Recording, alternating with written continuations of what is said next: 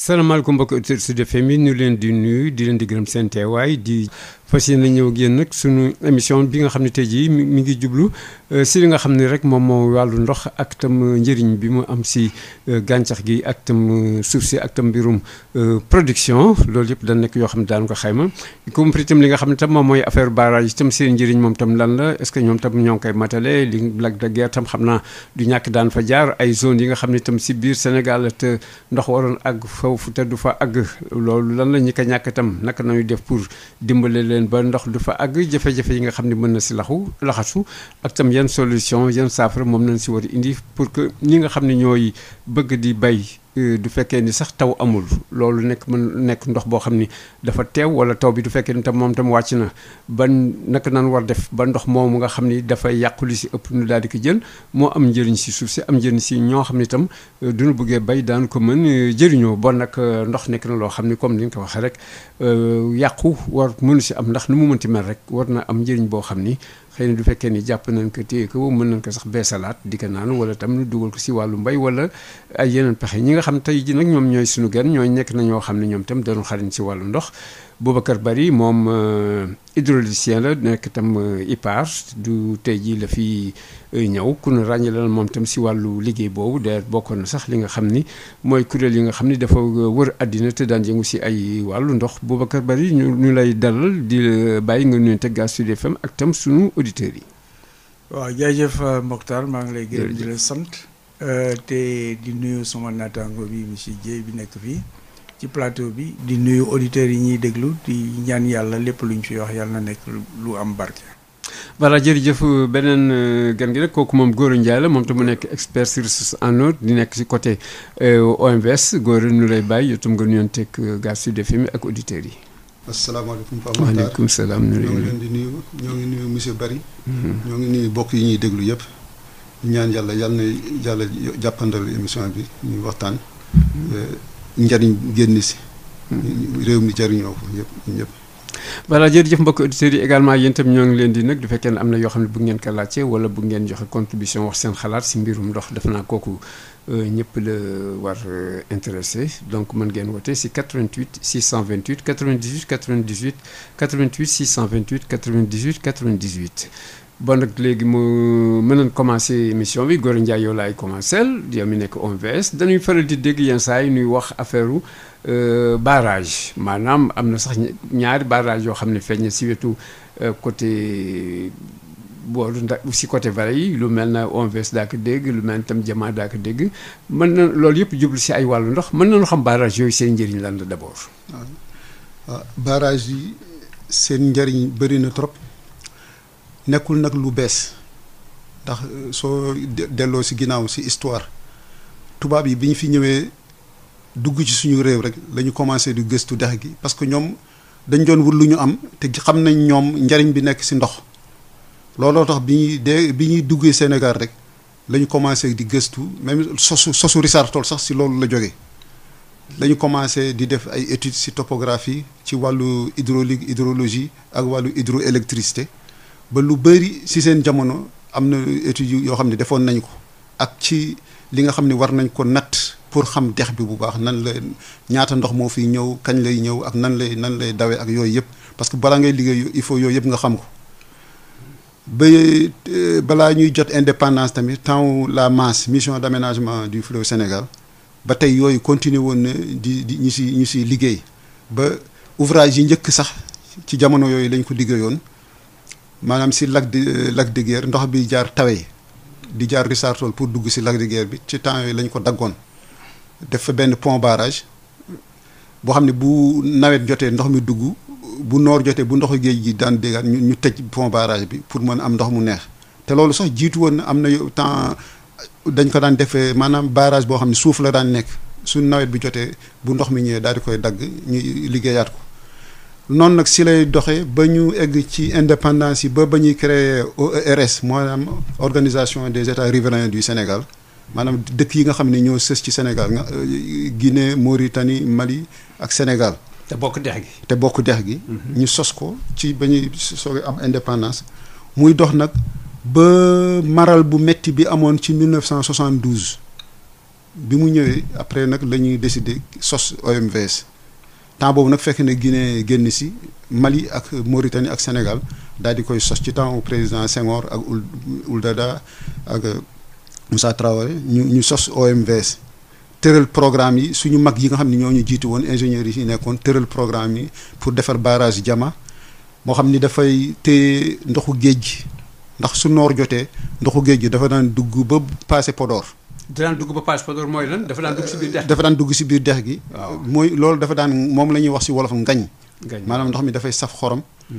ndox mu neex bi jàll dem si géej gi ndoxu géej gi di dugg su nawet jotee tamit mbënd mi su ñëwee ndox mi bu bëri dafay jàllandoo si ñaari weer ñetti weer daal di jàll dem si géej gi balaa yàgg ñu delluwaat si ñàkk ndox ak si mar moo tax ñu defar barrage yi pour mën téye ndox mi bi si jiitu ci kaw sa booru Mali mooy barrage yu Manantali barrage la boo xam ne dafay téye su nawet jotee dina téye lu mat 11 milliards fukki milliards ak benn si ndox. nawet bu nekk. waaw yenn saa yi nag mu suivant ni taw bi demee mën na yokk mën na wàññi wante loolu nañ ko liggéeyee pour muy mun di bàyyi par tuuti muy ñëw nga xam ne at bi yëpp ndox du manqué te ñu mën si génne courant mooy hydroélectricité bi ñu mën si génne joxe si lu ñu mën a béyee ak loo xam ne tamit dex gi dina am ndox ba bateau yi mën a daw yi jëm penku ndax ku dëkk bu mel ni Mali loolu lu ko ñor la ndax Mali dafa enclavé te bëgg na am buntu si géej gi wala ay bateau mën a dem ba Mali di yóbbu marchandise dëkk yi féete penku Sénégal tamit ay Bakel ak Mauritanie ñoom it loolu am nañ si njariñ comme ni ñu ko daan defee ca temps tubaab ya loolu dañ ko bëggoon dekkalaat si OMVS mooy volet navigation barrage daal njariñam mooy mu téye ndox mi ba ñu mun si bay wala defar si courant wala di garantir ndox mi nga xam ne moom la nit ñi di naan. pour mu bañ yàqu. waaw ndax comme ñun suñu ndoxu dex gi si taw bi lay dépendre Guinée dafay taw bu bëri dëkku montagne la su tawee ndox mi dafay dajaloo si xur yi di yokku wal jëm si géej gi loolu la ñuy tuddee mbënd te loolu dafay ñëw si ñaari weer ñetti weer. su ko defee bu novembre jotee wala décembre ñu delluwaat si ñàkk ndox lu ñu nekk waalo dañuy am jafe-jafe pour am ndox te ndoxu suuf si ndoxu teen yi tamit léeg-léeg dafay xaw saf xorom wala doo si mën sax jot ci jamono yooyu gas forage wala gas teen yombul woon looloo tax mag ñi defoon programme OMVS pour ñu mën génne njariñu dex gi mën si napp mën a bay mën a defar électricité mën ci dawal gaal yi ak environnement bi tamit dundaat bu baax jur gi am lu ñu lekk ak lu ñu naan loolu mooy liggéeyu njariñu barrage si wolof sadd lañ koy tudd. sadd donc sadd yi moom dafa daan stocké ndox bi nga xam ni moo daan jóge si taw bi. pour que nu mën ko jëriñoo. waaw pour njariñam.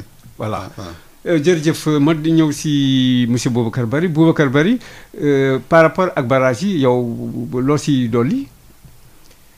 waaw taxawal yi ñu taxawal barrage ak njëriñ bi nga xam ni moom lañ wax est-ce que am na observation yoo xam ne tey jii da nga koy def ni nga gisee tey jii barrage yi si seen taxawaay ak li nga xam ni tam mooy rôle bi nga xam ni moom lañ wax ni moom la waroon jouer maanaam di téye ndox mi pour que muy alimentation beeg jur yeeg suuf seeg yëpp mën di si dund. waaw non man ma cee wax lu bëri parce que gisuma données yi mais xam naa ni objectif yi ñu amoon mooy d'abord barrage de Diama bi mooy pour mu arrêter intrusion saline bi maanaam ndoxu géej bi noonu dugg ci biir. loolu barrage écluse la c'est-à-dire plusieurs niveaux la barrage écluse mooy barrage boo xam day ubbeeku pour mu mën a bàyyi bateau wala gaal mu mën a jàll. donc am na c'est sûr que am na suivi bu am foofu boo xam ni ñi ngi contrôler ndox mi parce que derrière ndoxu Nouakchott yëpp foofu lay jógee. 100% Nouakchott ndox bi ñuy naan Nouakchott bi ñuy jëriñoo Nouakchott yëpp foofu lay jógee. moo tax si Diama.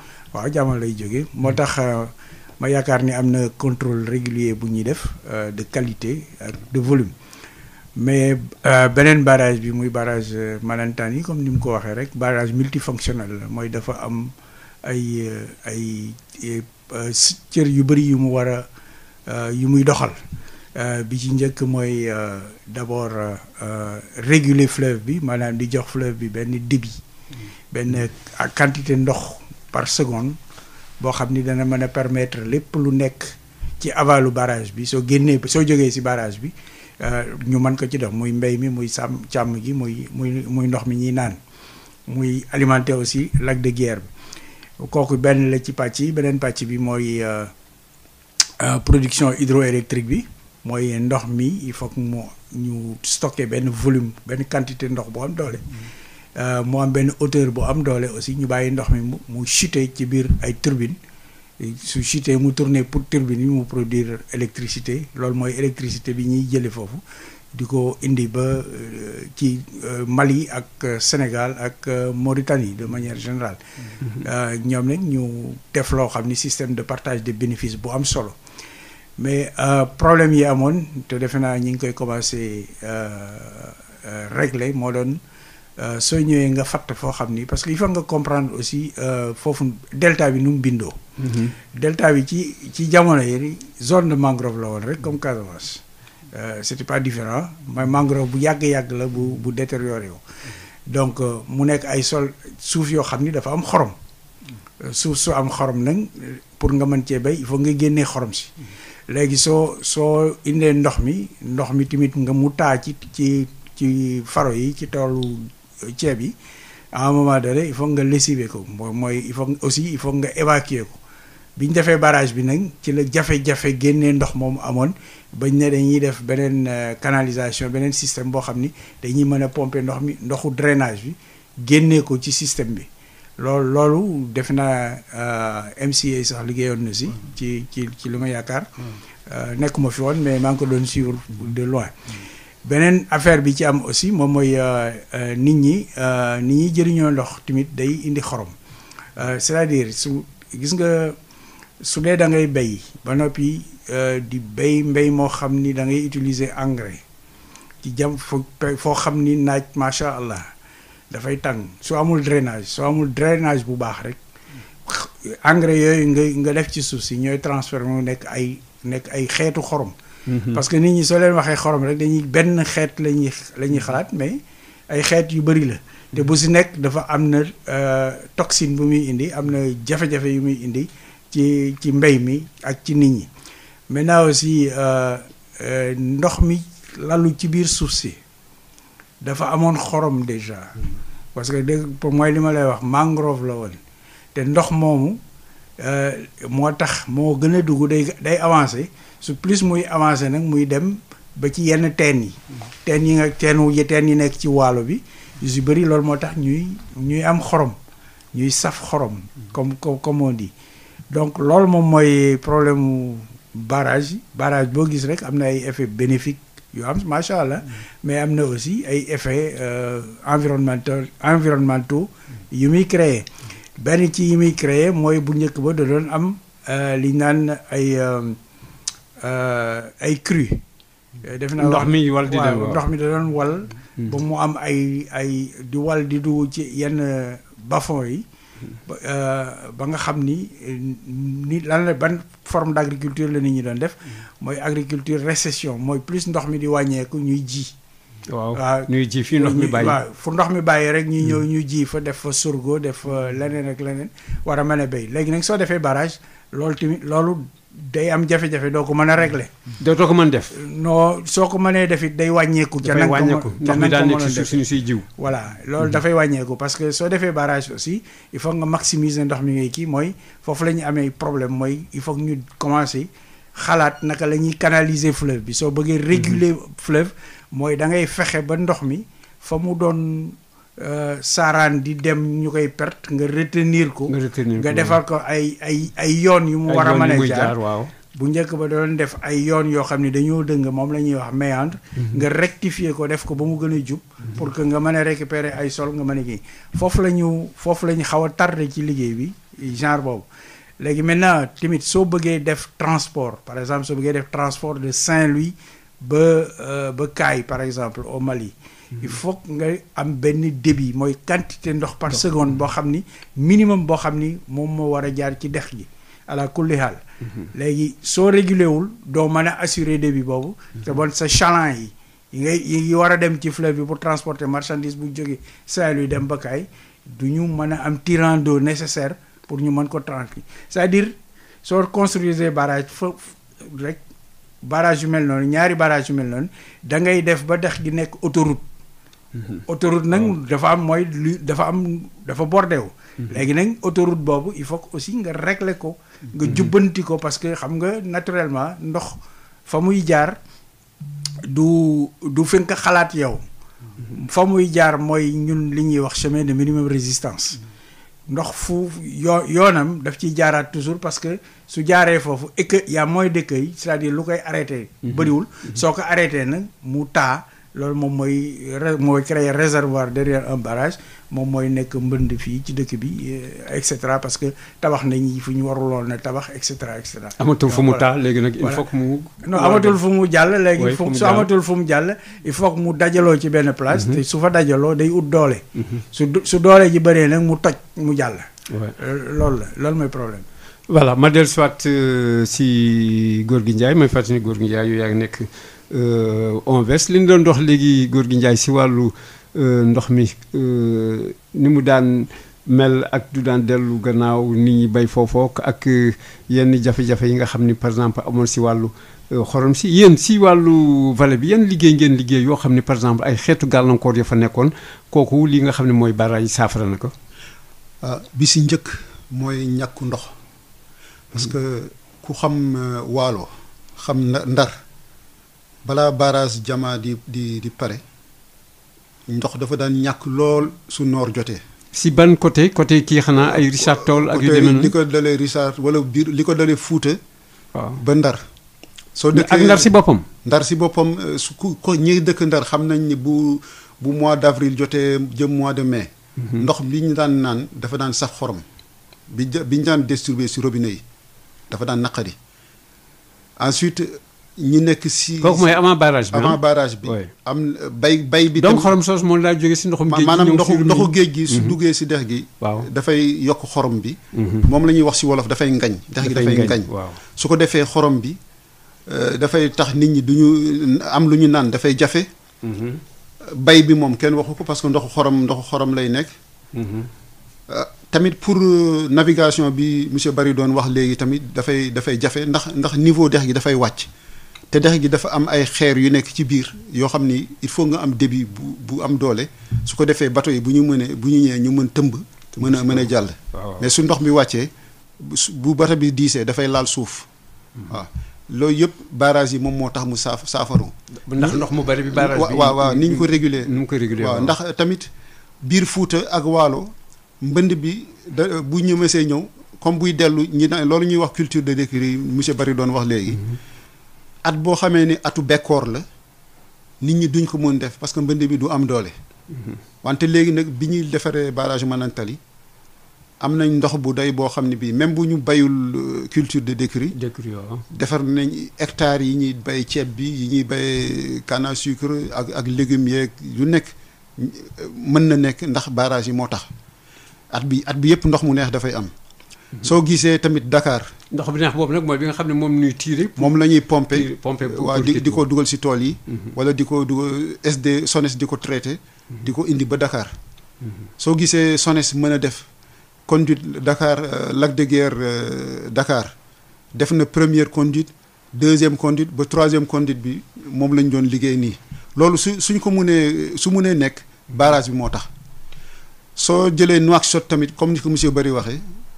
100% ndoxu Nouakchott Aftoud et Sahel si wetu Jama foofu lay jógee di dem ba Nouakchott te loolu tamit da lay wan njariñ ak importance bi nga xam ne bi état du Sénégal jox na ko dex gi ndax investissement yi indi jëlee ndox mi Waalo di ko indi Dakar conduite yooyu tuyau fonte yu mag yooyu xaalis bi li muy jël si xaalis dafa bëri.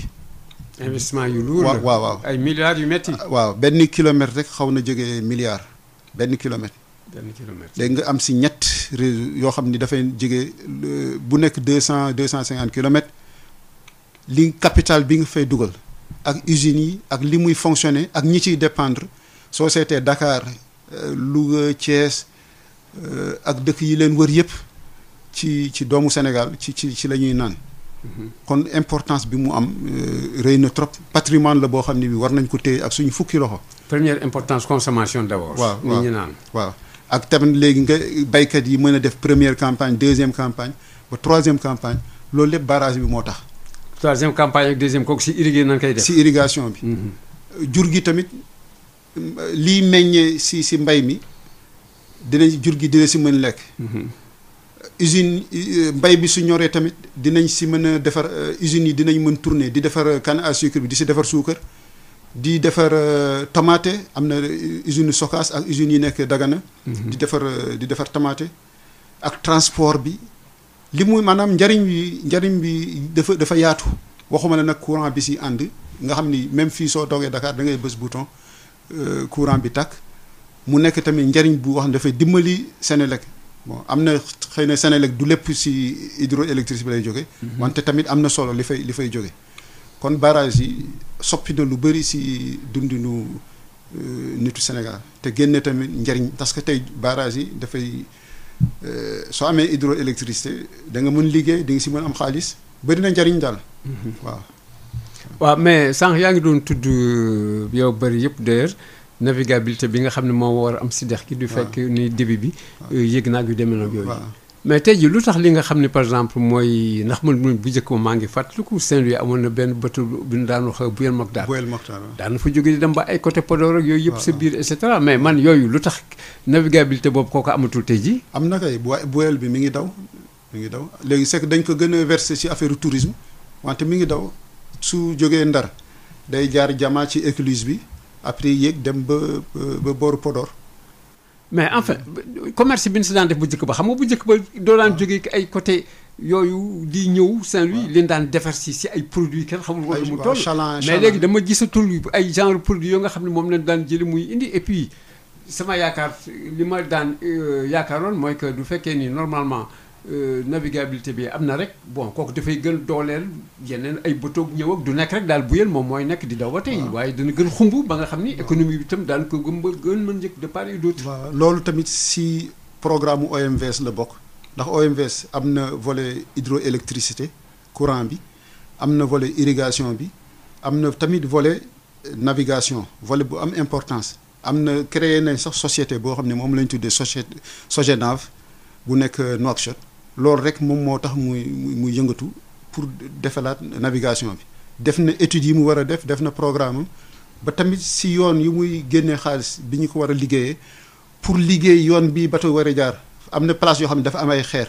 war nañ toj xeer yi am na si place yoo xam ne dafay am suuf war nañ ko gas maanaam dragage ko def dragage ba bateau yi mën daw te du ñu laal suuf mais OMVS mi ngi si yëngatu ci importance bi irrigation am noonu la navigation bi am ñu ngi si liggéey xëy na dañ ko feeñulul trop wante ñi ngi liggéey te tamit sori nañ si trop ndax lépp lu ñu war def si ay études def nañ ko li actuellement nag ginnaaw nag li muy jël si xaalis dafa xaw a takku te xam nga xaalis moom yoon yi muy jaar ba génn dafay yenn saa yi dafay xaw compliqué mais nag ñu ngi si liggéey dëggantaan te soo demee biir Fuuta ak booru Bakel ak jëm Kaay gaal yu ndaw yi maanaam gaalu cosaan yi dëkk foofu ñoom ñi ngi daw ñi ngi liggéey di def commerce di transporter marchandises yi di kii xëy na chaland yi navigation bu mag bi moom moo commencé. waaw et puis aspect touristique bi dafa feeñul trop quoi.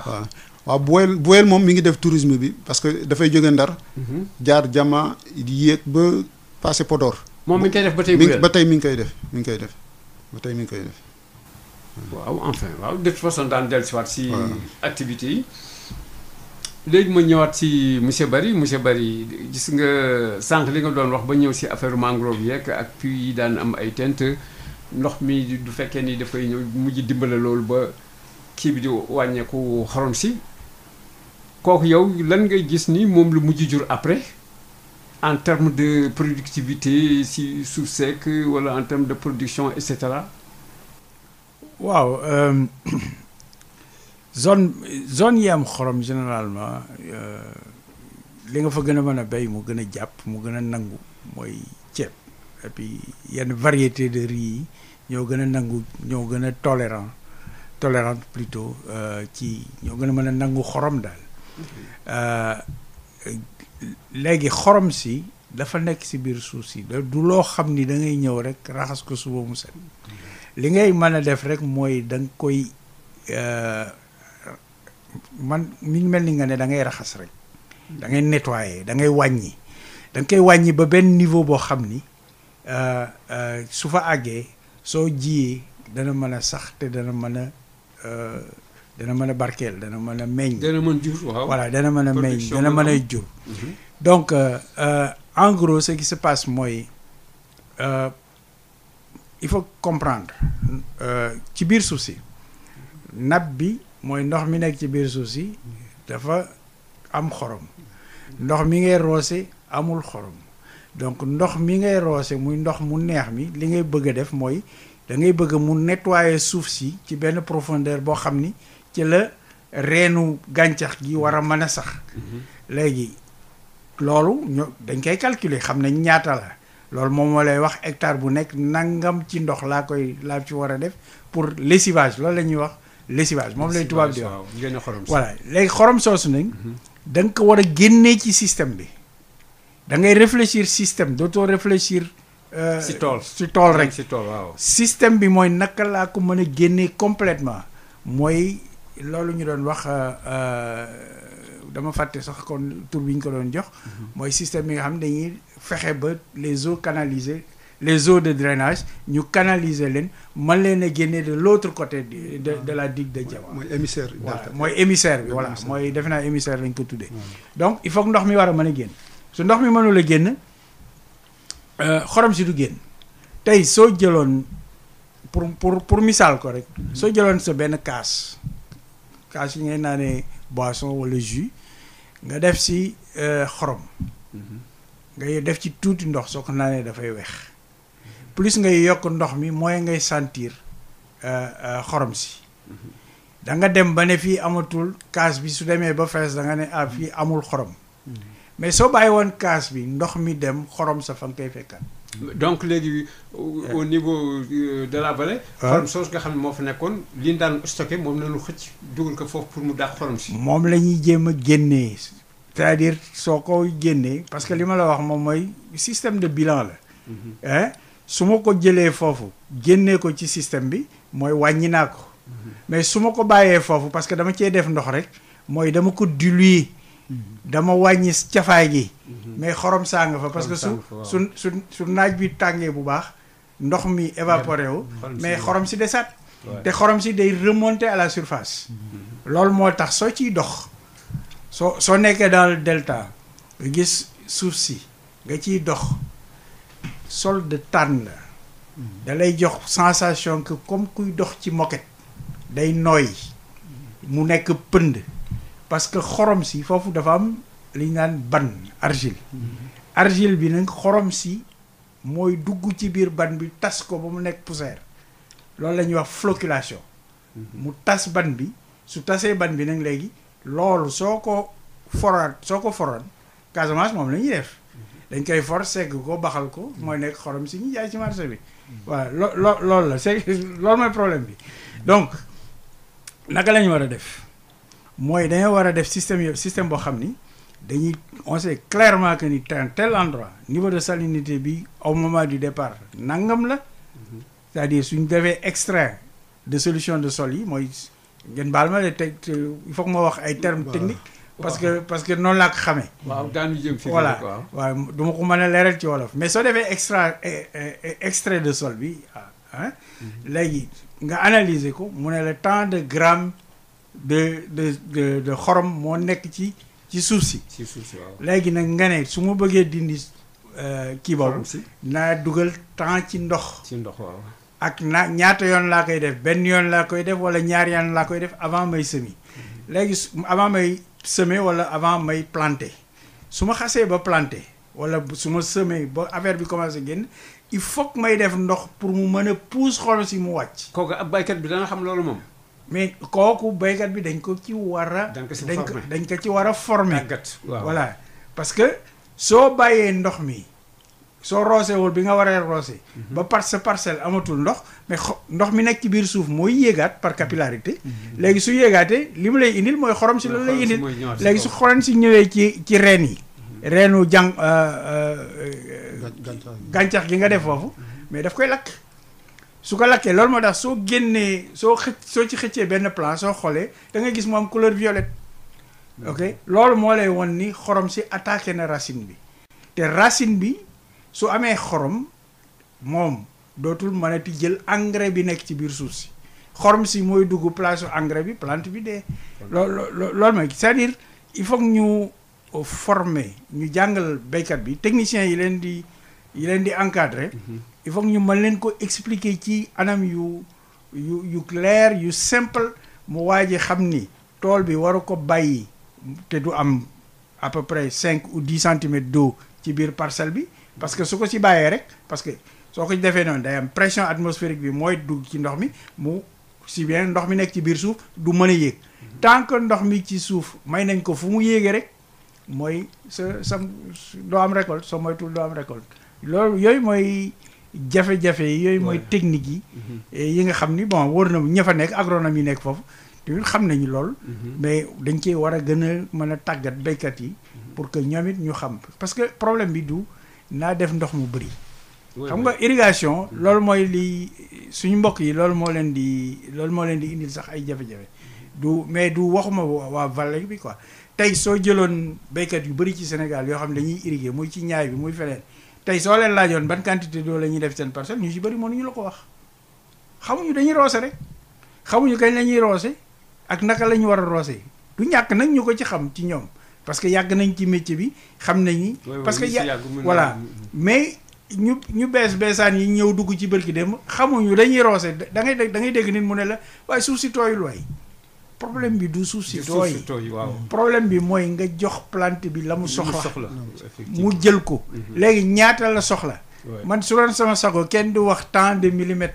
par hectare xam nga ñun dañuy wax rek bon suñu compagnie gi mën nañoo wax 10 millimètres par hectare ou 8 millimètres par hectare 10 millimètres soo ko defee ci benn hectare loolu mooy 100 mètres cubes d'eau mais problème bi da nga daan sa machine bii nga yor da ngay roose lu tolloog waxtu wala waxtoog genn wàll est-ce que comprendre nga soo ko defee noonu béykat bi dana xam ni man mii kat roose naa lu tolloog waxtu mooy satisfaire na 10 millimètres yooyu wala satisfaire ko te ci misaal quoi noonu laa ko mën a gisee mi ngi mel ni tey rek sooy wax kenn waratu la wax distance Guédiawaye centre ville da nga naan temps bi mu lay jël pour nga àgg foofu parce que tollootuñu fu ñu mesurer distance léegi waxtu yi la ñuy mesurer loolu nit ñi xam nañ ko soo waxee nit ki soo bëggee jóge ci kër gi dem ba place de l'indépendance ba foofu ba ministère des affaires étrangères 30 minutes la wala 1 heure de temps la loolu moom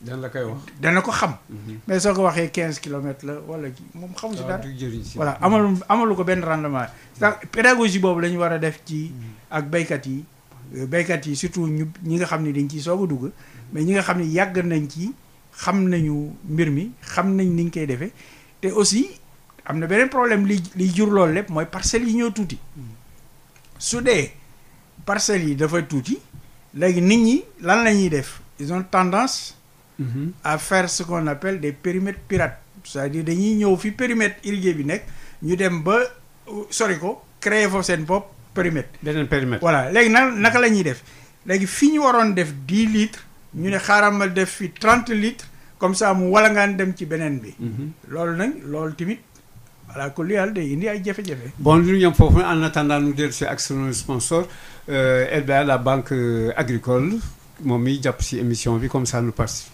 bi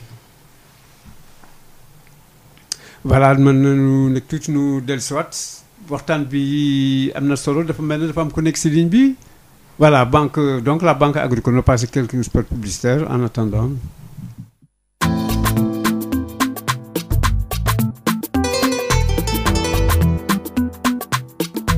ngir gunge suñu réew mii di Sénégal ak mboole seem kuy yëngu ci wàllu koom-koom rawatina ci wàllu mbay càmm ak napp boole ko nag ak taxawaayu aar li ñu wër di alam bi ngir yokkute gu mat sëkk te mucc ayib LBA la banque agricole lëkkaloo ak Sud FM seen rajo ñooy ànd ak yéen ci seen émission waar wi.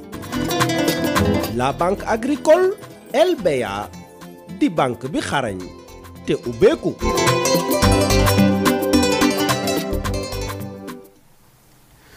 jërëjëf la banque agricole LBA sunu sponsor yaakaar naa ni moom ñi nga xam ni ñooy baykat ak lu mu mënti doon tey ji xam na ni am nañ banque te banque ba moom waaxu leen dem rek tax moom bi yoon accès neenu loo xam ni dafa nekk luy jafe-jafe rek daan leen si gunge ànd ak yéen wooy fal leen mbir yi donc la banque agricole LBA sa kanam.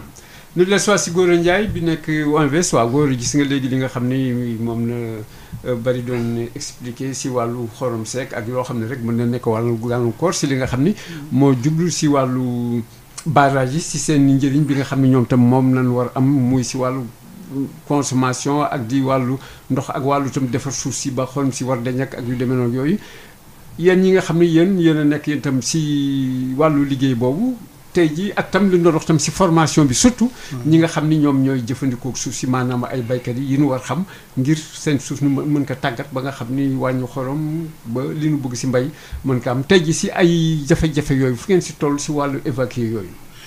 OMVS mi ngi jàppal ànd ak SAED bu dee si côté Sénégal ak SONADER ci côté Mauritanie ak ADRS ci côté Mali ak direction générale bu Guinée.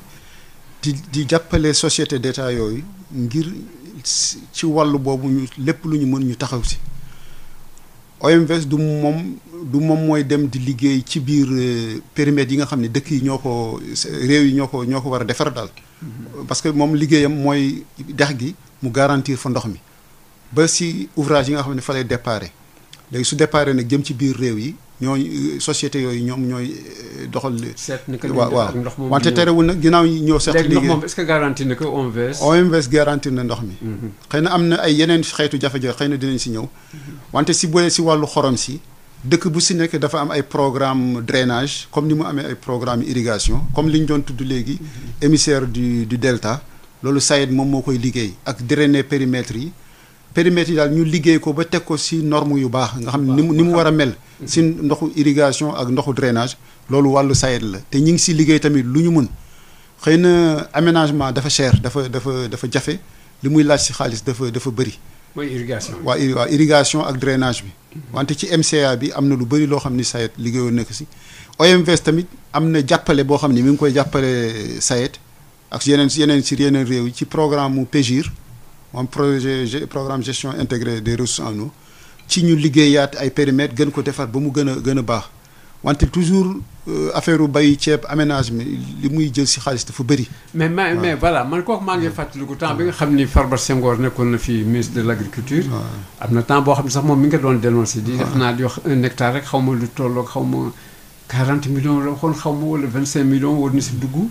pour aménagement alors que moom mi ngi doon wax sax nu wàññi affaire yi pour mu àgg 5 millions yooyu fu mu toll tey jii ak naka la demee woon. aménagement yi kay aménagement bu baax moom dafay cher parce que machine yi. machine yi bu yan machine ñoo see dem si aménagement maanaam machine yi def terrassement yi ñi nga xam dañuy gas ak di defar kii digg yi ak yooyu. ak di def planage yi pour périmètre bi mën a am nivellement bu baax. liggéey moom liggéeyu jeunes yi. ndox mi si lay bokk ak yooyu tout ça xëcc ci ndox mi. waaw ndox mi ngi nekk su fekkente ni dafay am station pompage wala dañuy am gravitaire mooy maanaam ndox mi di dawal boppam. di ñëw waaw yooyu yëpp OMVS dimbali na si état yi ndax bu yàgg ba avant barrage Diama bu ndox mi ñëwee soo demee fu mel ni Ronx dafa amoon ay pompage yu mag yoo xam ni ñoo daan pomper ndox mi di ko sànni si biir pour mu mun egg si tool yi wante léegi. yooyu doxatul ndax barrage bi dafay téye ndox bi niveau ndox bi si dex gi yéeg su ko defee ndox mi day mën dawal boppam dugg si biir axe hydraulique yu mag yi presque pompage yi fi muy nekk mooy ñi si canal yi mujj yi nga xam ni ñoom ñoo war a fa la ndox mi war a jóge dugg ci biir tool yi waaw pompage yi foofu la nekk drainage yi aussi am na ci drain yu bëri yoo xam ni SAED defaraat na ko wante nekkul liggéey boo xam ne da nga koy defar rek mu jeex da nga ko war continuer di entretenir di def entretien bi soo toogee jëmmi jamono war nga gasaat canal yi dindi ñax mi parce que dafay bëri ñax tey soo demee si delta bi ñaxu barax bi moom la ñuy wax tifa dafa sax fu nekk léegi ouvrage yi nga xam ne moo sës ci dex gi yi te OMVS yor responsabilité yi maanaam société bi OMVS teg foofu muy SOGET ñoom loolu mooy seen cër dañuy defar ouvrage yi di ko toppatoo bu amee ndox bu amee ñax ñu ñëw def ay programme di ko dindi pour ndox mi mën a dugg wante nag su duggee ba si biir SAED tamit dafay def ay programme at bu nekk état bi daf koy jox ay si budget muy liggéey mais nag dafa nekk liggéey boo xam ni yombul daal ndax li muy jël si xaalis dafa bëri parce que machine yi bu doxee benn waxtu li muy jël si carburant ak si kii nekkul lu yomb da mais nag utiliser ay solaire pour mu gën yombal peut-être affaire yi wala non loolu solaire mënu ko kii solaire waaw solaire moom xëy na bu ñu am na xeetu mbay bu dee bayu légumes yi nga xam ni li muy jël si ndox bëriwul mën nañ def ay pompe solaire ay goutte à goutte yooyu mën na nekk wante comme façon irrigation yi wala pompage yi ñuy def li muy demander si énergie si courant dafa. irrigation en principe si lan lay yan xeetu mbay lay gën mën dem. irrigation koy mën na dem si mbay yëpp. non li nga waxee ni xaw ma dafay am na yoo xam ne dafay cher wala du mën dem si yenn. maanaam li ñuy wax dafay cher mooy aménagement bi périmètre bi si boppam. périmètre bi si boppam pour nga liggéey périmètre ba mu baax. si ni nga ko war a maasalee suuf si ba mu niveau bi baax. ni nga war mais loolu léegi benn hectare toll na ñaata léegi. ah bu bëgg aménagement bu kii léegi aménagement mën na nekk ay 4 millions 5 millions. waaw 5 millions def naa doon dégg dans le temps waaw. mais soo waree defar 1000 hectares. waaw mais xanaa kañ foofu yow tam daan la wàññi foofu koy chiffre bi gën na rëy. waaw mais li si am solo daal mooy noter que ni liggéey façon xeetu liggéey yooyu li muy jël si xaalis dafa bëri. te tamit suñu réew yi amuñu doole te lépp la ñuy soxlandoo en même temps. mais ba tey kooku état bi mën si dugal ba tey. état bi état bi ba wàññi loolu. pourtant ñoom jamono ñoom ñoo ngi ko doon wax. état bi mi ngi si lu mu mun mi ngi ko siy def mi ngi si liggéey macha allah ñu ngi si liggéey te nañ dolli sant yàlla bu baax. sax dama doon dégg sax ñu wax du fekkee dafa yem 5 millions kooku mooy yi nga xam ne dafa xaw te ne yemamaay nii rek. ak yu demee noonu la wax de. waaw loo gën a kii lu mu gën a loo bëgg mu gën a baax rek dafay gën a cher même entretien bi si boppam entretien bi rek. nga xam ni at bu weer yu nekk war nga ñëw dindi ñax mi gasaat bu amee foo xam ne dafa xaw suulu nga defaraat canal bi. loolu rek xaalis bu bëri lay jël par at xaalis bu bëri moo tax soo gisee liggéey yi traîné depuis bi ñuy defaree barrage yi ak léegi. xam nga barrage Jama ak léegi mi ngi jëm ëpp na fanweeri at parce que 1986 ak léegi yàgg na lool. presque 40 at. waaw léegi aménagement yi nag li tax muy yéex mooy périmètre boo ko war a defar si normes yi ni mu gënee baaxee. ak entretien yi si war li muy jël si xaalis dafa bëri trop. waaw mais nguur du ko subventionné moom tam affaire boobu pour que. si la état bi loolu agro business bi dañuy rey di ñoom dañoo mën def loolu. état bi si la dëkk dëgg ñi ngi def seen ski. waaw mais gars yi dañ daan wax dans le temps dañu wàññi dafa cher man loolu rek laa daan dégg. wàññi nañu 5 millions boobu gars yi dañ doon wax am na un temps sax ma dégg ñu ni 5 millions boobu du fekkee dañ ko wàññi rek doon dafa naan ko doo am lu baax. mais nag améliorer. ku si daan xeex la pourtant de temps boobu nekkee ministre. amélioration am na mais xam nga suñu contexte maanaam ni delta bi tëddee comme ni monsieur Bari expliqué woon sànq. ndox mi si suuf nappe bi. waaw dafa am xorom boo xam ni xorom bu maanaam soo jëlee ci jamono yoo xam ni yàgg la ci temps géologique am na jamono boo xam ni géej gi dafa duggoon bu baax si boor yooyu. avant barrage bi. loolu lu yàgg na trop. léegi dafa am lu ñuy wax salinité fossile. nappe yi dafa saf xorom. encore ak léegi su foofu nooru Sénégal fi boor yooyu taw bi bëriwul. waaw du ko defee nag évaporation bi day tax xorom si. di yéeg ak loolu daal moo tax. léegi nag du yéegal nag barrage bi temps boobu liggéeyam lan lay nekk moom. non loolu avant barrage. barrage bi nag moom soppi na lu bëri foofu. langue salée bi la. waaw dafa téye langue salée bi.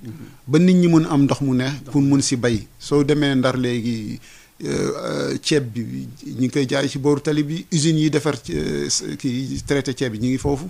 yooyu yëpp bu barrage bi amul woon kenn du ko xalaat. waaw ñu ngi siy def nag c'est que nag suñu kéemtalaay kattan ñu ngi réew bi mi ngi ko siy def. xëy na loo def mën nga gën a def parce que loolu moom mooy sa warugar mais nag état bi mi ngi def lu mu mun. léegi niveau terre irriguée yi foofu naka la war toll en terme de pourcentage par exemple wala kii.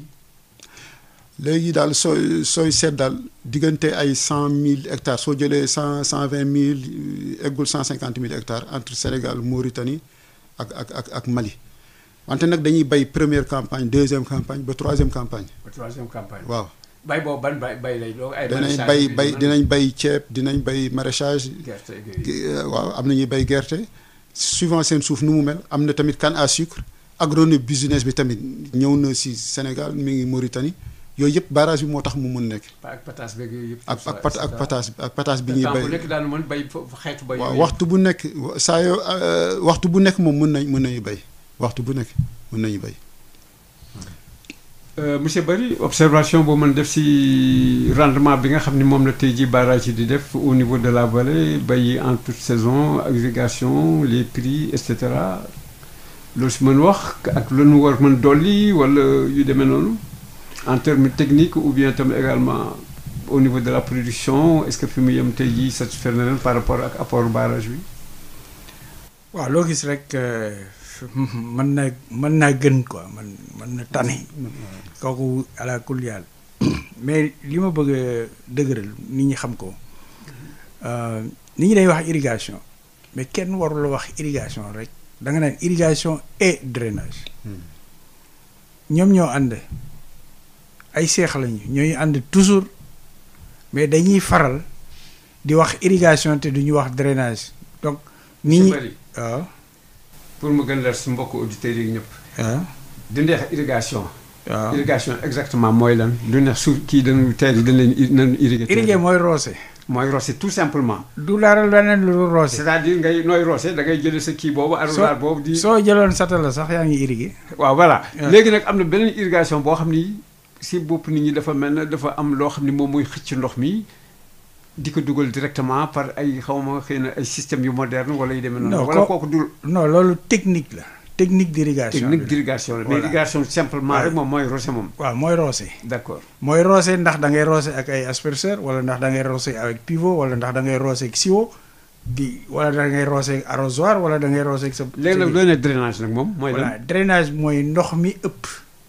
nga mën ko collecter génne ko. ah génne ko d'accord. voilà loolu mooy drainage donc ñoom ñoo ànd te terrain football sax soo ko defaree comme stade bu bees bi. dafa am drainage. c'est-à-dire su toowoon tey da ngay ñii seetaan match football. dañuy gis lay taw foofu day taw nit ñi di football te ndox mi du taa. fu amul drainage nag ndox ma day taa. soo amee drainage mooy le surplus li ëpp li da nga koy génneewaat. ak xam foo ko yóbbu. donc roose ak jël surplus bi ñoo ànd. ay ñaari seex lañu. moi donc sooy calculer sooy dimensionner il faut que nga sóoraale ci loolu. léegi wax na léegi ay chiffres 150 000 hectares mais ba bi may fàttaliku par exemple ci statistiques yi soo béyee tool bi 2 fois da ngay deux fois surface bi. xam nga loolu tamit lu ñu war a expliquer nit ñi. da ngay def 2 fois. mais soo amee 1 hectare. waaw. ñoom ci seen comptabilité su dee dama ko béy 2 campagnes. dañuy comptabiliser 2 hectares mais benn hectare bi la rek la. waaw benn hectare bi la rek. c'est-à-dire mise en culture bi moo nekk moom la ñuy répété waat. 2 fois waaw. voilà donc xam nga loolu aussi dafay tromper lu bëri ci statistiques yi. voilà il faut nga xool ko à la loupe pour nga sérieux ko xam tey on a ñaata surface réellement la ñu aménagé. man je préfère ñu wax surface aménagée. mais pas les surfaces cultivées. parce que boobu la ñuy xam ndax def nañ progrès wala defuñu progrès. ndax yokk na wala yokkul. mbéy mi lu ci bëri ñu ci bëri mënuñoo béy double culture. pour plusieurs raisons.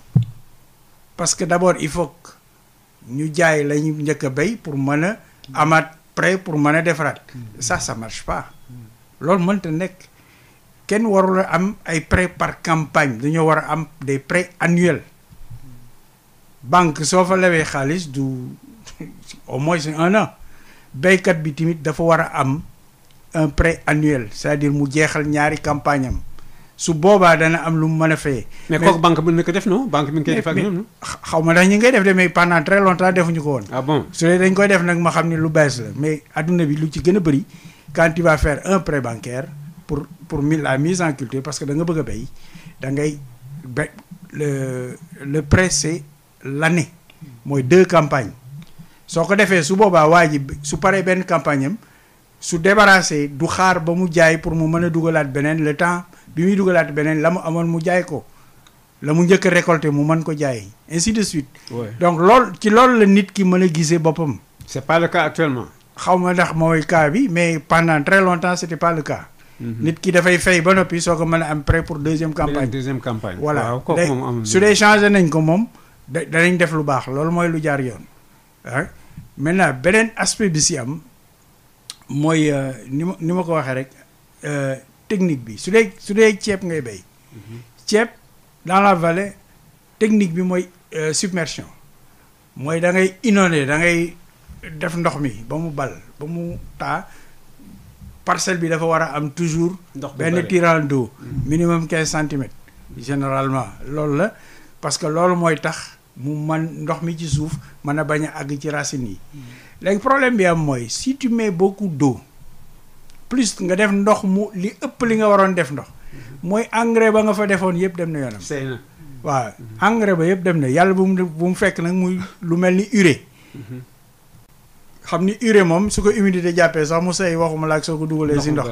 loolu nag mooy jur tifa yeeg mooy jur salade d'eau douce yeeg yooyu. ah mooy jur tifa yi. mais bien sûr que moom moo leen di entretenir. ah oui d'accord. loolu moo leen di entretenir parce que engrais bi bu bëri bi ñuy jëfandikoo. su dee da nga roosee da nga def engrais nga waroon def 10 litres nga def 100 litres mooy engrais ba dem na ndox mi day wala ngaan dem fan lay dellu ci dex gi su delloo ci dex gi day yóbbaale éléments minéraux yi nga fa defoon mooy engrais yi loolu su demee foofu ñax ma nekk foofu moo ciy profité mais du sa tool moo ciy profité. léegi nag ñax mi jóg. waaw mais bien sûr loolu mooy conséquence c'est-à-dire loolu laay wax nit ñi dañ leen war a jàngal ñu xam naka la ñuy kañ la ñu war a def seen engrais. suñ ko waree def ban période lañ ko war a defee ak naka lañ ko war a defee suñuy roose naka lañ ñu ci bëri xam nañ loolu de. mais xam nga irrigation dafa laaj 2 choses da ngay nekk irrigation à la demande wala nga def autour irrigation à la demande mooy soxla naa ndox ma am ndox parce que ni ngay defaree designer ce système. loolu la à la demande mooy képp ak foo mën a toll ci périmètre bi. soxla naa ndox ma am ko beneen bi mooy tuur mooy roose naa tey balaa moo dellu siwaat si man mu am 3 fan wala 4 fan su boobaa am na quantité boo xam ne su ma ko defee dana ma mën a téye ba keroog muy dellu siwaat si man. léegi système boobu su amee kenn ku flanché ci système bi rek lépp yàqu. puzzle bi yëpp yàqu su boobaa yow da nga war a irriguer doo mën a irriguer la nga fa defoon mu yàqu mu dee. donc yooyu yëpp dañ ko war a seet du lu extraordinaire. oui mais dañ ko war nit ñi xam nañ ko. oui et puis en plus élément de design des périmètres parce que sànq yéen a ngi wax ci périmètres yi. coût yeeg yooyu yu si bëri si 4 millions 5 millions yooyu ay aménagement sommaire lañ. oui moom la mooy loo xam ni soo si defee ndox mu tasaaroo. dem fa c'est pas tellement fiable. su boobaa yàq nga xaalis. parce que la lañ koy defee gradaire rek lañ koy defee da ngay indi gradaire bi mu daw fii kii mais à la limite sax jarul 5 millions yooyu le travail ne vaut même pas 5 millions sooy defar da ngay defar lu jaadu lu jaar yoon te mën nañ ko am nañu ay nit ñoo xam ni xarañ nañu loolu lañ jàng niñ koy defee feneen ci àdduna bi fa lañ ko jànge te mën nañ ko def ni da ngay defar loo xam ni soo ko tabaxee parce que système d'irrigation ma wax la si benn bi d'abord si tu as moins de 3 hectares c'est pas rentable. ah bon c'est pas rentable moins de 3 hectares. Les études économiques prouvent que c'est un système d'irrigation de moins de 3 hectares mënul la rentable voilà donc loolu lu am solo la ci nit ñi xam ko donc nit ñi nag war nañoo mën a combiner seeni superficie pour ba mu nekk 3 hectares ñu soog a arrêté ñu pàccoo ci biir 3 hectares yi loolu lépp. mais kooku daan ko di def quand même. waaw loolu loolu am na ñu koy def am na ñu comprendre système bi ba noonu lañ koy defee mais yow soo ñëwee nga war a am 1/4 d'hectare mais franchement 1/4 d'hectare lan nga si mën a jëlee investissement bi nga siy def mooy ëpp la nga ciy tiré li nga ciy tiré et puis dañ leen di facturer ndox mi on facture l'eau aux choses à l'hectare par campagne xaw ma ñaata la xaw ma 60 000 francs la xaw ma ñaata la daal. par hectare. waaw mais. waaw dinañu. campagne. dinañ participer par campagne. dinañ participer te si wàllu OMVS. am na ay taxes ay kii yooyu. mais par campagne moo nekk 60 000 francs.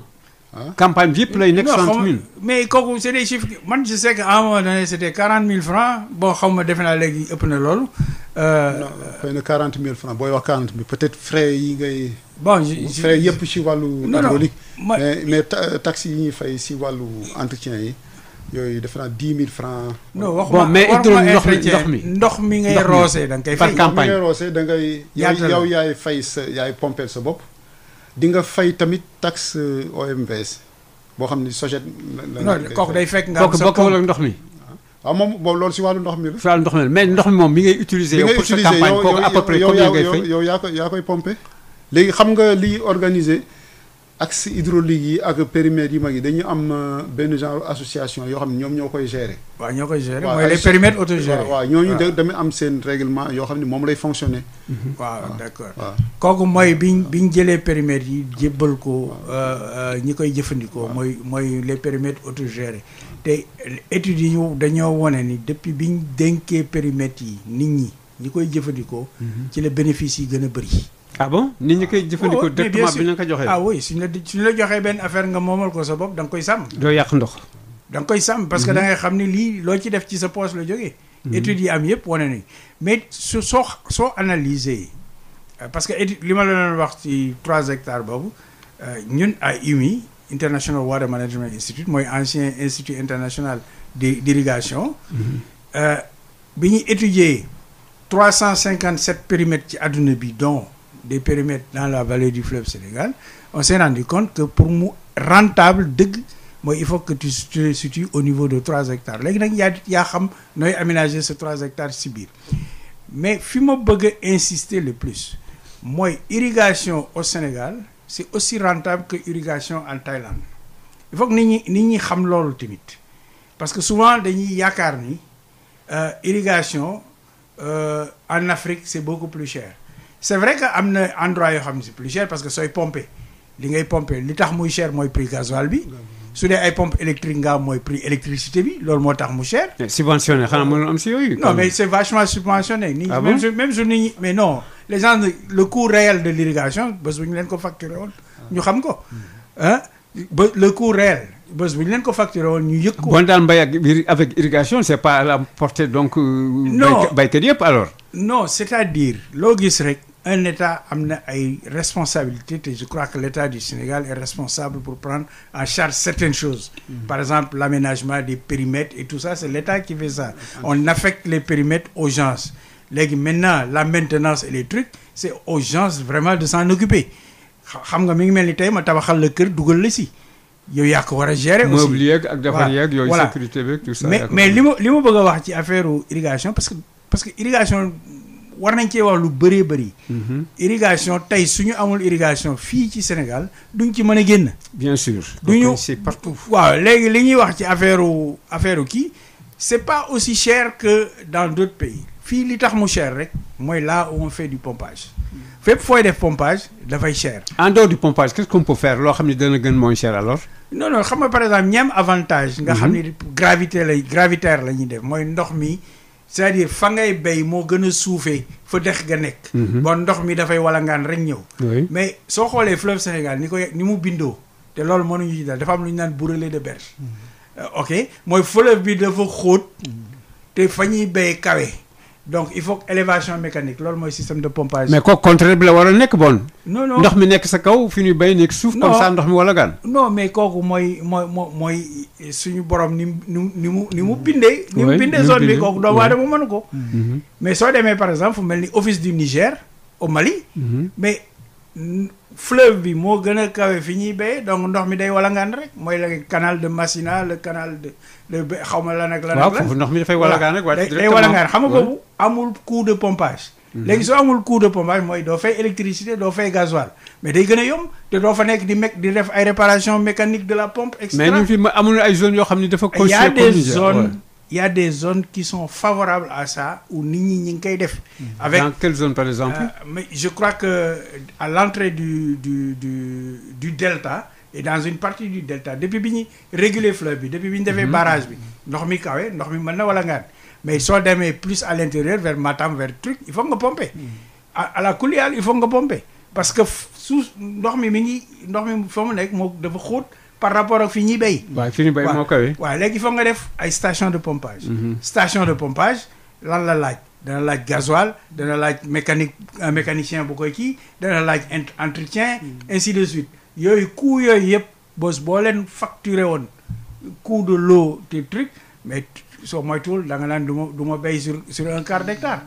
loolu lay wax subvention. moo tax malgré coût yooyu su dee périmètre bi su dee parcelle bi c'est aux environs de 3 hectares da nga si mën a génn. loolu foofu la jeu bi nekk. oui je vois. voilà loolu mooy jafe-jafe yi ñu am.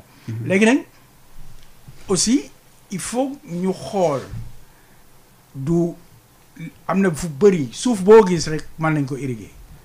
foo gis rek soo fay indee ndox mën nga faa béy loola neex. tant que yaa ngi am jant bi. am ndox am suuf war ngaa mën a béy ok donc man de plus en plus sax nit ñaa ngi monter vers le Djeri ci jóge ci vallée bi di avancer vers le Djeri loolu le Djeri yan mooy localité yan non li ma bëgg a wax mooy les parties les plus reculées par rapport au fleuve man Djeri laa koy waxee man damay trompé mais c'est-à-dire que au lieu ñu ñëw sur la partie basse là. oui nit ñi mën a fa la ñuy def mbéyum noor. ci ngay def les légumes les trucs et cetera mais nit ñi tamit dañoo war a diversifier li ñuy war a def mais doo def rek ceeb da ngay def ceeb fa nga mën a defee ceeb fa nga xam ni fii ceeb dong la fi mën a def. fu am xorom moom ceeb dong moo fay xel dajul sax nga naan da nga fay def mboq. wala mil parce que duñ ko supporter. yaa ma dégg léegi am na suuf yoo xam ni du téye ndox bu baax foofu lan nga fa mën a def ay légumes yan système d'irrigation nga fa mën a indi mooy ay goutte à goutte mooy ay micro asperceur ay sprinkler ay pivot loolu moo bëri sax dans la zone nit ñi comprendre nañ loolu donc irrigation technique la mais irrigation science la irrigation art la il faut que ñu sóoraale loolu c'est de l'art c'est de la technique et c'est de la science. bon maa ngi dellu si yow bon ma ñëwaat si Gora Ndiaye Gora par rapport à ça ak irrigation bi yow au niveau de la vallée ak côté boobu yëpp daal na nga gisee par exemple li nga xam ne moom la ñuy def foofu léegi tey jii en termes d'avancement ak technique utilisée ak tam muy mbirum formation li nga xam ne rek si gàttal yëpp moom nañ foo def pour que irrigation nekk loo xam ne vraiment une réalité boo xam ni daan ko mën pousse sax ba mu gën jëm sa kanam. li may njëkk est-ce que mi ngi avancé techniquement te pas toujours à l'état rudimentaire et cetera. mi ngi avancé techniquement. mi ngi avancé sur tous les plans te aussi li ñu doon wax sànq si wàllu subvention. état bi lu mu mun mi ngi koy si def pour jàppale leen. xam nga lu soo seetee périmètres yi pour mu mun dund pour mu mun nekk état bi dafay investir entretien bi ak entretien axe hydraulique yi mag yi. baykat yi dinañ si participer wante lu ndaw la symbolique la rek. parce que lii SAED di dépenser pour entretenir loolu suñ ko facturer woon dafay metti trop. OMVS tamit li muy dépenser suñ ko facturer woon baykat yi dafay jafe te loolu yëpp état bi moom moo leen koy gàddul mais li ñu mën a wax mooy bay bi mi ngi avancé ndax tamit Sénégal am na ay institut de recherche waa ISRA ñi ngi foofu. waa SAED tamit ñi ngi encadré baykat yi mi ngi dox xëy na dox bi lu nekk mën nañ ko gën a def mu gën a baax daal wala mu gën a gaaw wante moyens yi souvent moom mooy li manqué te tamit comme monsieur Bari wax bay ceeb bi rek nekkul solution bi nga xam ni xëy na moom la ñu war a def parce que ceeb li muy jël si ndox dafa bëri te am na place yoo xam ni mën nañ fa bay leneen même par exemple foo xam ne fii dafa am xorom mën nañ fa créer ay soo demee si Ndar wetu Ndar am na agro business yoo xam ni culture sous serre la ñuy def genre goutte à goutte la ñuy def. te si lu ndaw rek dinañ fa génn loo xam ne lu rentable la. avec goutte à goutte yi. ak goutte à goutte yi ñoom ñoo gën kii waaw dina économiser ndox engrais bi tamit du tas di dem fu nekk lépp da nga koy contrôler. te production bi dafay bari. waaw léegi daal li goutte à goutte bi xanaa dafa cher. goutte à goutte cher na waaye mais buñ si jubloo tamit xëy na état mën na ko subventionné wala mën nañu am ay crédit si banques yi mais li ma bëgg a wax daal mooy professionnalisme bi ak kii dañ si war a gën a sóobu li nga xam ni yàlla may nañu ko ñu gën ko valoriser. parce que yàlla may nañu am na dëkk yoo xam ne li ñu am si ndox ñoom amuñu ko. c'est ça le grand problème. waaw léegi jéeri bi. suñu fa amee ay tuyaux sous pression. par exemple comme robinet yi muy def nii. su amee tuyaux yi yéeg ci biir ci kaw jéeri ji baykat bu bëgg mën nga mën nañ def genre projet yoo xam ni ku nekk mën nañ la defal robinet ci sa tool. wala kii nga gasal la forage wala teen parce que tamit am na ci place yoo xam ne ndoxu suuf si ndoxu forage yi mën nañ ko utiliser pour bay waaw mais li mu bëgg wax daal mooy mi ngi liggéey bi mi ngi dox quand même parce que irrigation c'est soo xamee vallée bi tey ak vallée bi démb xam ni ak changé na dëggantaan waaw te tamit mi ngi créer ay emploi mi ngi créer activités yu bëri ak si sécurité alimentaire. man li ma jaaxal bon du kii la bon en fait du temps de Wade daawoon naa dégg temps boobu ñu wax léegi si au niveau de la vallée dem nañ ba nga xam léegi àgg nañu 60 000 hectares bon ngay dégg ñuy wax 240 000 hectares am na un jour benn gars seet bu ma ni il faut faire attention mun ma ndax du ne 240 000 hectares ça veut pas dire que 240 yooyu yëpp si bay la jëm mun ma am na hectares yooyu am na yoo xam ne si yeneen affectation lay jëm mun ma doo seete sax li ñuy jox agriculture yëpp rek xëy na dana war nekk peut-être dana dépasser 100 tuuti rek mais du yëpp si li jëm. bon léegi depuis le temps là jusqu'à présent dafa mel na affaire bi ça n'avance pas alors que bon. agrobusiness bi non seulement ñoo ngi ñëw di gën di dugg foofu mais également il faut que tam ñun tam suñu wàllu mbay suñu population mi ngi gën di augmenter il faut que tam def si ay jéego yu rëy quitte même à ce que ñu subventionné boobu nekk la gën tuuti mais l' essentiel mooy suñu souveraineté alimentaire wala suñu production niveau national nekk loo xam ne tam daf see jël partie bu rëy quoi tel ne semble pas être le cas man loolu moom si def problème. non mi ngi dox de. c'est mais mi ngi dox mais seulement dafa mel na jéego yi laa jéego yi. jéego ñoo gàtt et puis dafa yàgg quand même. waaw yàgg na mais lu nekk. amul benn problème boo xam ni technique la looloo tax. problème technique yi moom presque bëriwul. lu si gën a bëri mooy problème mu xaalis ak tamit nekk ku entrepreneur ku maanaam ku am ay initiative ñun suñu xamu ci suñu culture la wala kii mais côté entrepreneur. nekk ku waaw léeg-léeg mais pourtant léegi am na ñu bëri ñoo xam ne dañu jóge bitim réew ay sénégalais ñoom bu ko dugg si affaire yi mais dafa mel sax duñ duggee bon am na obstacle yoo xam ne mënuñ leen si jàppale te c'est pas le cas même dans le domaine arachide kooku moom dafa leen gën sax bare au niveau de la transformation mais def naa soo si duggee ak encadrement bi si war ak xam-xam tamit nga dugg si ak professionnalisme bi si war mën nga si génn bu baax a baax nga réussir parce que mbay ak kii secteur rural bi dafa nekk loo xam ni dafay jëmale réew kanam. waaw moom koy may jëmale dafay la jëmale réew kanam tey soo xamee vallée bi tey. ak vallée bi démb. avant barrage yi nga xam ni changé na. changé na dëggantaan.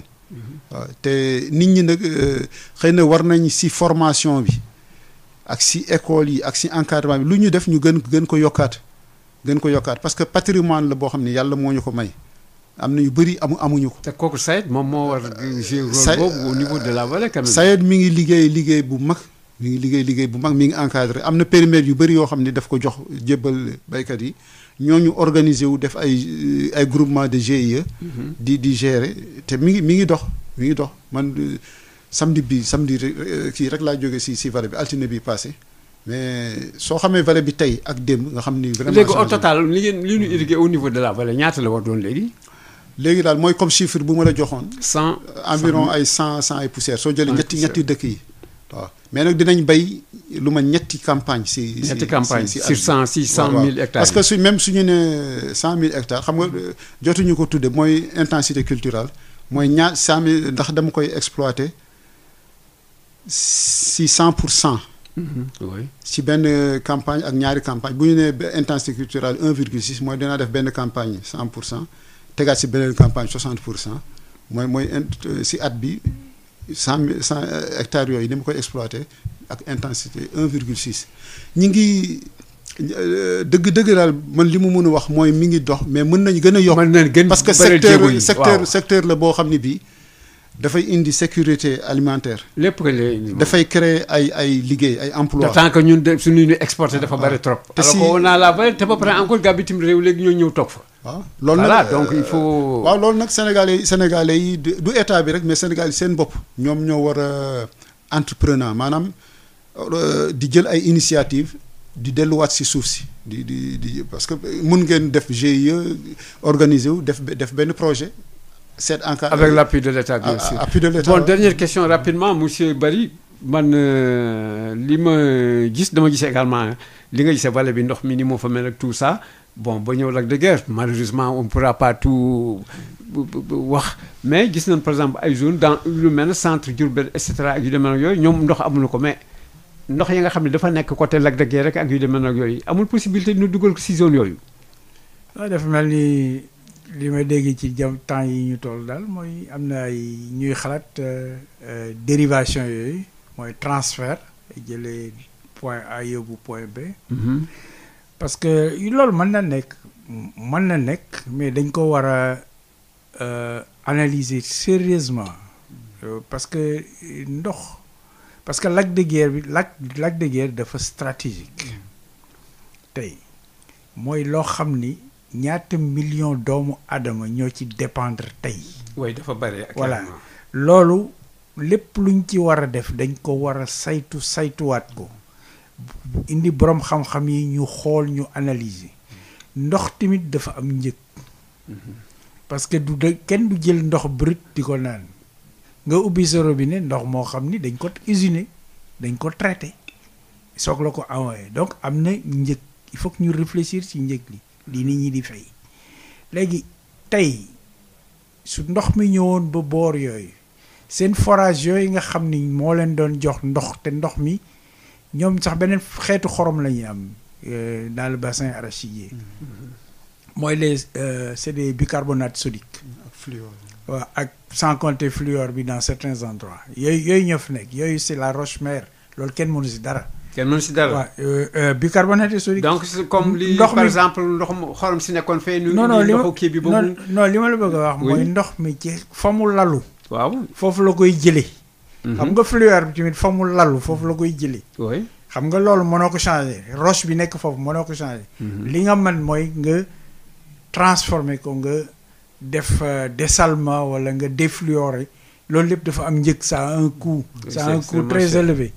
voilà pour des quantités d'eau astronomiques soo jëlee dëkk bu mel ni Touba nga xam ni c'est la deuxième plus grande ville du Sénégal tey ñoo am nañu droit war nañoo am comme tout le monde ndox mu neex ndox comme ñun ndox mi ñi am fii. Sénégalais ak fu doomu aadama di yeewoo ci réew mi. am na droit am ndox comme waa Ndakaaru. comme niñ ko amee. donc mais loolu aussi dañ ko war a seet.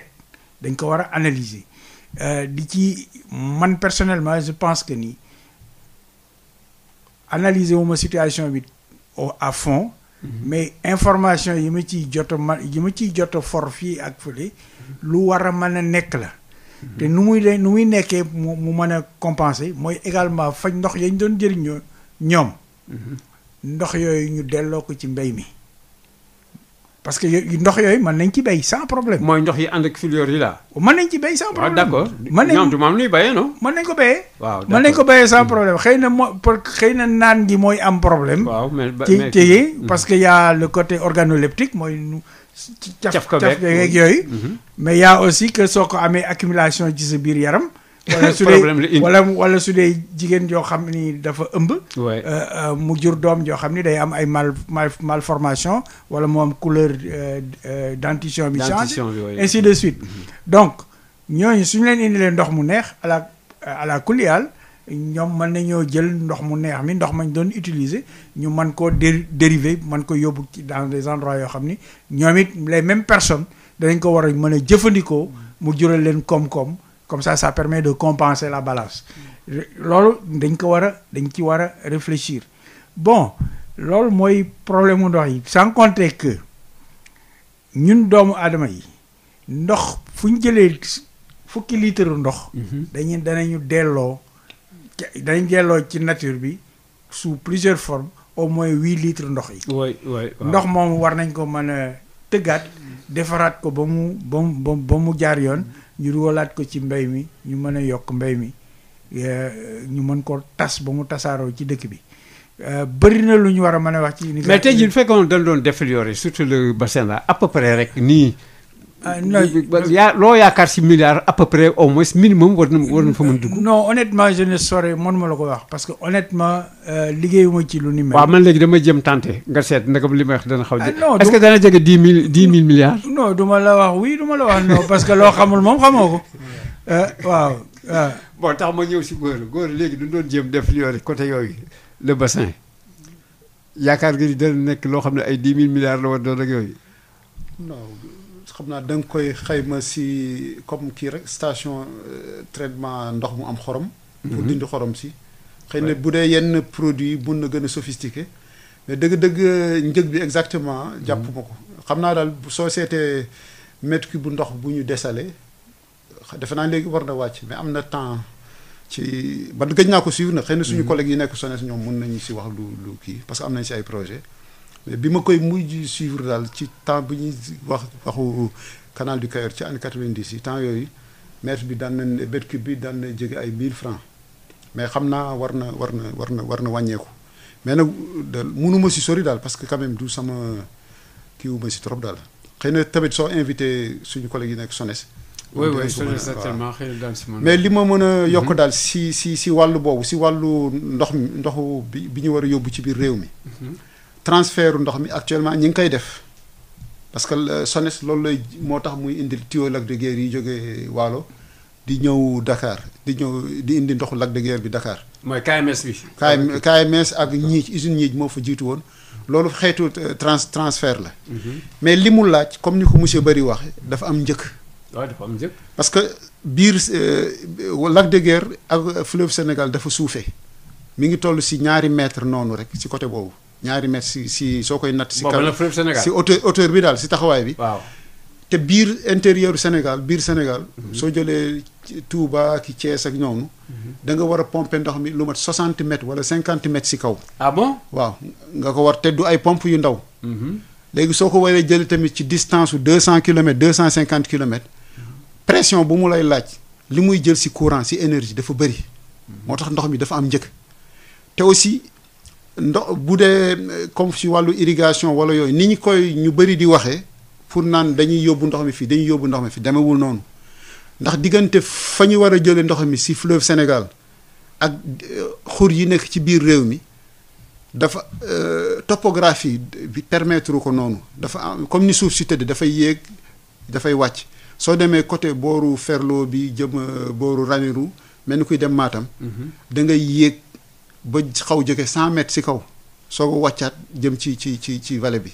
si ndox mi maanaam fa mu ne. waaw mais yooyu quand même bon puisque ñoom jege nañu un peu ñoo ngi si côté vallée bi ñoo ngi am ndox normalement. quand même mën nañu ñoom am nañ ndox mën nañu am forage mën nañu amee tamit bu dee def nañ li si war mën nañ pomper jox leen ndox. fu nekk mën nañ fa yóbbu soo am na réew yoo xam ni mën nañ pomper ndox lu mat 500 mètres 1000 mètres si kaw parce que amuñu benn solution.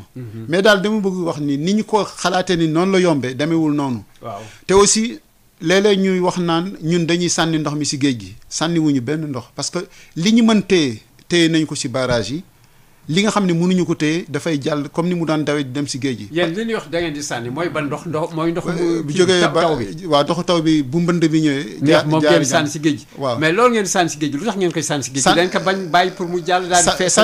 sànniwuñu ko. non si waxin rek. waaw su nawet jotee. waaw barrage Jama dafa am barrage bu nekk dafa am règle yoo xam ne moom lay doxee.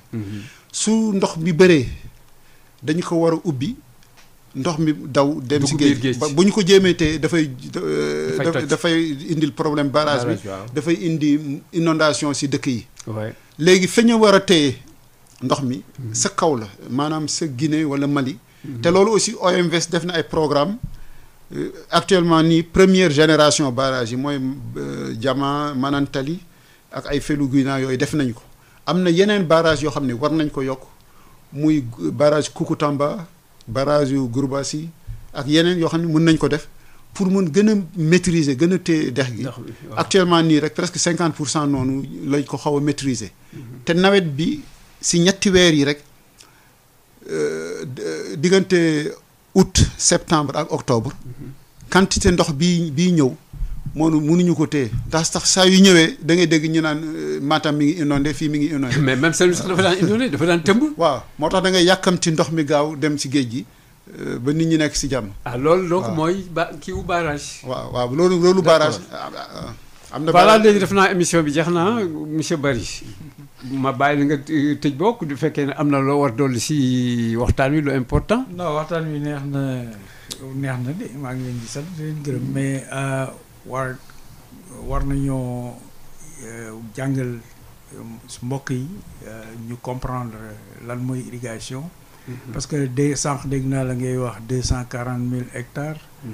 240 000 hectares yooyu 240 000 hectares mooy partie bi nga xam ni moo nekk ci Sénégal.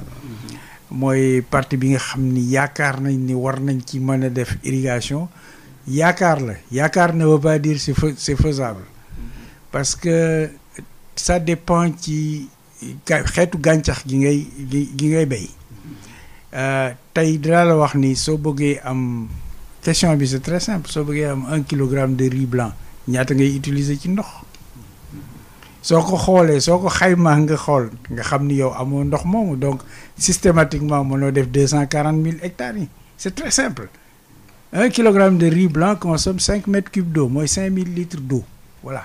1 kilogramme voilà c'est ça la réalité. waaw léegi voilà nag conséquence. donc am na foo mën a yem ci li nga am. xam nga waaw tey soo demee banque mënoo bind chèque bu ëpp la nga fa am. affaire bi. bañ nañ ko ba américains yi anglais yi anglo-saxons yi de manière générale ñoom dañ naan water balance soo demee banque xam nga fii position ngay wax soo demee banque ci benn banque anglo dans un pays anglophone nga am fa compte da ngay laaj lan mooy suma balance mooy ñaata laa fa am. donc ça veut dire que li nga am moom nga am amoo lu ko ëpp donc la nga mën a jëriñoo du lépp la nga fa am nga ko mën a jël d'un coup pour jëriñoo ko. loolu mooy li ma bëgg wax nañu yaxanal ndox mi fexe ba indi ay techniques yoo xam ni sont moins consommatrices d'eau def ay plantes yoo xam ni macha allah xeetu gàncax goo xam ni organiser irrigation yi l'irrigation est très mal organisée dans les périmètres yu ci bëri c'est très mal organisé il faut que ñu xam naka lañ koy defee kañ ngay roose. rapidement naka lañ koy def mooy li nga doon expliquer. voilà li mu soxla rek. li mu soxla nga jox ko kañ nga ko war a jox naka nga ko war a joxe. nga jox ko mais loolu yomb na suñ ko jàngalee nit ñi te nit ñi tamit ils sont prêts à apprendre. mais pourtant dafa mel ne Annie Daade noonu lay defee avec le goutte à goutte là. non goutte à goutte yaa ngi doon laaj ndax cher na goutte à goutte cherul. ah bon logiquement dans le monde c'est la chose c'est le produit qui coûte le moins cher. ah mais kooku pourtant c'est important parce que du utiliser ndox mu bari. du utiliser ndox mu bari te qualité goutteur yi ñooy problème yi ngay am fii. mooy goutteur am goutteur yoo xam ni benn campagne ngay def nga sànni ko. wala c'est pas dafa sewaay boo xam ni xam nga sooy roose def goutte à goutte mais am na ay xeetu jinax ak jaar ak yu nekk ci àll bi. ñoom it dañuy soxla ndox. dañuy xaar ba guddi ñu ñëw ñu bëtt tuyau bi naan ndox mi. kooku mooy tuyau yu bon yi. waaw loolu voilà loolu mooy problème bi. léegi kii aussi li ñu si bëggoon doon lu am importance. oui mooy dex gi ñu doon waxtaanee. dañ ko bokk ak ay suñu ay mbokk. waaw léegi gaa moom en fait bëggoon nañ sa agsi mais le temps là. nañ koy bàyyi xel toujours daal. waaw mais rapidement rek bon agsi fi nga war agsi léegi des na lu xëy na. maanaam non passé nañ sax. maanaam daal dañ ko bokk voilà léegi le problème xam ne léegi daal naka naan war def ndax da ngay dégg ay temps ñu lay wax ni bon kenn nee na bul laal fii et cetera bon. te li tax ñun ñëpp ñu war si jëfandikoo. ku mel ni ñun nga xam ne ñoo nekk ci suuf si fare si géej gi. dëkk yi nekk si kaw Guinée Mali. war nañ ñu yëgoo ak ñoom bu baax. lépp lu ñuy def ñu bokk di ko yëgoo comme si cadre OMVS. oui am na tamit ay convention maanaam ay déggoo yoo xam ne def yoon tëral nañu ko mu nekk yoon ci suñu diggante nan la ñu war a jëfandikoo dex gi nan la ñuy defee ak programme yoo xam ne tëral nañu ko. kon ci yoon boobu la ñu war di liggéey. mais yéen ñëpp a ngi koy topp non yoon bi. waaw noonu nañ koy bàyyi xel di si di ko parce que problème yi la yoo xam ne am na yeneen réew yoo xam ne dafay indi ay jafe-jafe. ah moom kay la guerre des eaux moom am na moom.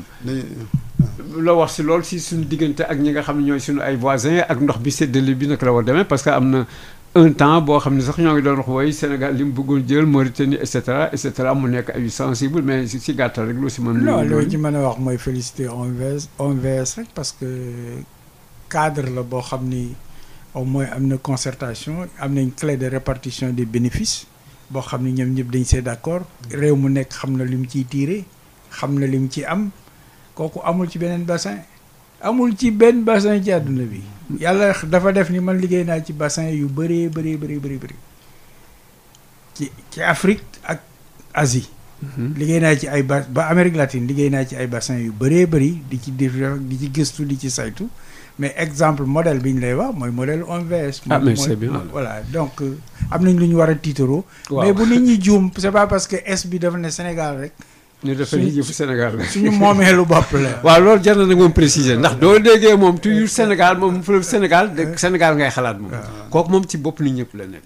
voilà ma leen di remercier Boubacar Bari may fàttali yow hydraulicien nga yaa ngi nekk IPAR également Gora Ndiaye yow itam yaa ngi nekk OMVS nekk expert sur ressources en eau ki nga xam ne di remercier également suñu mbokku auditeurs yi nga xam ne ñoom ñëpp ñoo ngi doon déglu Assane Thioune moo nekkoon si partie technique bi Makhtar Sall doon leen présenté seen émission Waarwi tey ji mu jubloon si affaire ndox meeg irrigation beeg OMVS ak lépp loo xam ne rek dafa ëmb mbirum ndox ñu leen jox dox daje benn yoon parce que kii tey ji moom dañu cof rek ndax moom mbirum ndox moom ak njëriñam ak fu muy dugg kooku moom kenn koy mënu ko jeexal consommation bi sax d'ailleurs dugg ni si ak ñoo ngi demoon rek si affaire possibilité d'irrigation yi nga xam ni Sénégal war na ko mën tirer normalement si ndoxam ak tam naka nan koy defee et cetera di leen jox dox daje incha allah beneen yoon koor gi nag mi ngi ak si yéen ñëpp dañ leen di souhaiter ngeen def koor gu koo xam ne suñu borom dañ leen ko nangul yéen ñëpp bu leen si fàtte nag ñaan ñun déjà su defeem loolu leen di ñaan ngeen def koor gu baax a baax lu leen si bëgg suñu borom yéen ñëpp defaral leen ko dund bi tam ni mu yéege nii nuy woo tam suñu gouvernement yi ñoom tam nañ wàññi dund gi koor gaa nañ jëm te nag moom gaa yi ngi yuuxu rek surtout soxna yi di yuuxu di dank di fanaanal nguur naa dund gi wàññeeku waay nga jox ko gaañe xaw ma muuru kiiwu koor xaw ma naka nañ koy waxanti muurum koor de tant que Lions yi gagné nañu mondial bi léegi état yoon nuy déglu di gërëm ñëpp yàlla woyofal lépp barkeel lépp ñun nag yaakaar nañu xëy na après kon nañu reprendre du neexee yàlla incha allah jërëjëf auditeurs yi ñu leen di gërëm di leen sant